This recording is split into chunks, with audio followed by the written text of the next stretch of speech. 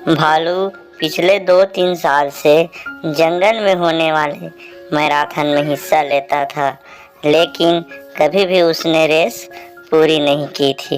इस बार भालू बहुत उत्सुक था, क्योंकि पिछले कई महीनों से भालू रोज सुबह उठकर दौड़ने की प्रैक्टिस कर रहा था और उसे पूरा भरोसा था कि वह इस साल की मैराथन रेस जरूर पूरी कर लेगा।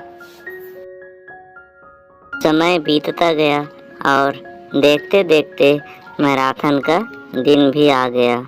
भालू के साथ साथ जंगल के कई जानवर थे जो रेस में हिस्सा लिए हुए थे। सभी दौड़ने के लिए तैयार थे। सीटी की आवाज़ के साथ रेस शुरू हुआ। बाकी धावकों के साथ भालू ने भी दौड़ना शुरू किया।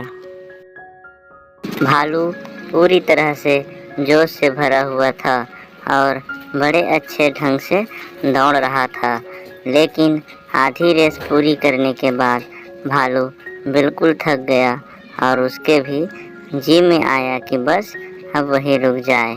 वह ऐसा सोच ही रहा था, तभी उसने खुद को ललकारा, रुको मत, आगे बढ़ते रहो।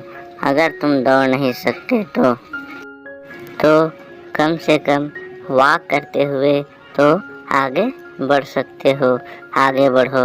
और भालू पहले की अपेक्षा धीमी गति से आगे बढ़ने लगा।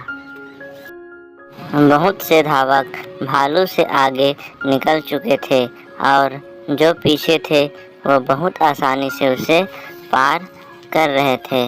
भालू उन्हें आगे जाने देने के अलावा कुछ नहीं कर सकता था। चलते चलते भालू को फिनिशिंग पॉइंट दिखने लगा। तभी वह अचानक से लड़खड़ा कर गिर पड़ा।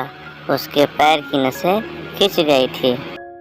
भालू के मन में आया कि अब चाहे कुछ भी हो जाए, मैं आगे नहीं बढ़ सकता। लेकिन अगले ही पल वो जोर से चीखा, नहीं, आज चाहे जो हो जाए मैं ये रेस पूरी करके रहूँगा। ये मेरी जिद है। माना कि मैं दौड़ नहीं सकता, लेकिन धीरे धीरे चलते हुए ही सही मैं ये रेस पूरा ज़रूर करूँगा। भालू ने साहस दिखाया और एक बार फिर असहनीय पीड़ा सहते हुए आगे बढ़ने लगा। और इस बार वह तब तक आगे बढ़ता रहा जब तक उसने फिनिशिंग लाइन पार नहीं कर ली। और लाइन पार करते ही वह ज़मीन पर लेट गया। उसके आँखों से आंसू बह रहे थे। भालू ने रेस पूरी कर ली थी। उसके चेहरे पर इतनी खुशी और मन में इतनी संतुष्टि कभी नहीं थी। आज भालू ने अपने चलते रहने की जिद के कारण ना सिर्फ रेस पूरी की, बल्कि ज़िंदगी की बाकी रेसों के लिए भी खुद को तैयार कर लिया था। चलते रहने की जिद हमें कहीं भी पहुंचा सकती है। बाधाओं के आने पर हार मत मानिए, एकदम से रुकिए नहीं, थोड़ा थोड़ा ही सही आगे तो बढ़िए। और जब आप ऐसा करेंगे तो आप ही अपने ज़िंदगी की रेस ज़रूर पूरी कर पाएंगे और अपने अंदर उस खुशी को महसूस कर पाएंगे जो सिर्फ चलते रहने की जिद से आती है।